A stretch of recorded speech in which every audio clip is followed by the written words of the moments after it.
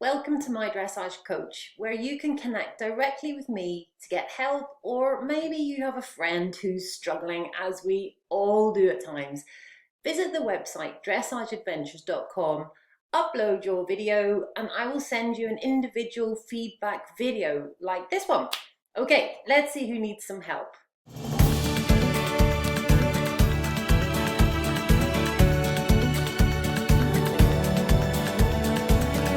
Hello Marianne, thank you for sending this lovely video of you and Incendio contesting an elementary test, and I must say you're doing a beautiful job sitting really quietly and managing what is the major issue here, which is of course the tension. And we can see Incendio's head is raised. It looks like he's holding his breath all throughout the test, and unfortunately, as you know, this will be preventing the judge from going any higher than a 6. And the reason for that is because the tension will affect all of the basic scales of training.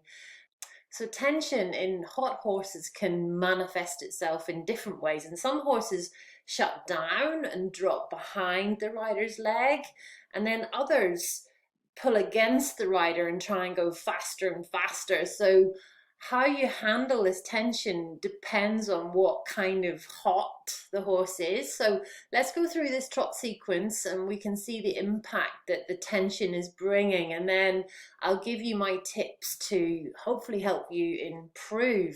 Now, the first halt here is really nice. Actually, it's hard to tell from this angle whether you're on the center line, but he looks fairly square. And then as you head off, and then we are turning onto the diagonal. So now we've turned onto the diagonal and you can see he's coming above the bit and he's tight through his top line, which then is making your contact really unsteady. So he needs to take a breath, soften and lower his head and work over his back. Now you can see this 10-meter circle on the right, he's not around your leg. Let's just take a look at that. We'll zoom in. Now, tension and suppleness are worst enemies because the muscles are held tight instead of uncontracting and allowing his body to bend around your leg. This left 10-meter circle is much better. He's finally taken a breath and he's coming around your leg, so that's really quite nice. Now, another problem caused by tension will be transitions. They'll be unbalanced. Yeah, you can see here he's come against your hand. So the tension again is affecting the harmony between you. So instead of relaxing and listening to your aids, his sympathetic nervous system is just blocking you out. He's in flight mode. And this is what kicks in and saves a horse's life when he feels danger. So he's trying to protect himself. So instead of submitting to your aids and working between your leg and your hand in what we call the invisible box, he's resisting and coming against you. Now here, again, in the medium trot, he's quickening. It looks like he's off to the races, running away from you.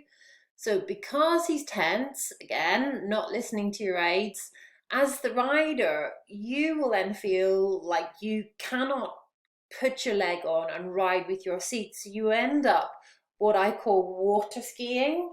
You take your legs off and brace through the stirrups and you're hanging onto the reins. So instead of building those lofty lengthened steps that the judge want to see, you're just getting quicker and quicker. If your horse is quickening in the medium trot, here's a tip to help you fix that. We need to be able to get your leg on, which seems counterintuitive when your horse is already hurrying.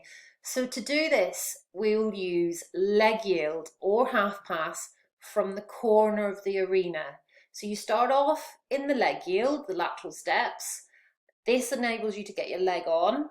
As you reach halfway across the diagonal, turn and then ride a few steps of medium trot. Focus on keeping the rhythm and the tempo of the trot consistent, and your horse has to learn not to go faster but to take bigger steps and cover more ground. And this exercise really works because horses can't run away from you with their legs crossed. So Marianne, give that a go. And also give yourself a big pat on the back because you did a brilliant job of staying calm instead of getting tense yourself, which would have made things much worse. Good luck and let me know how you get on.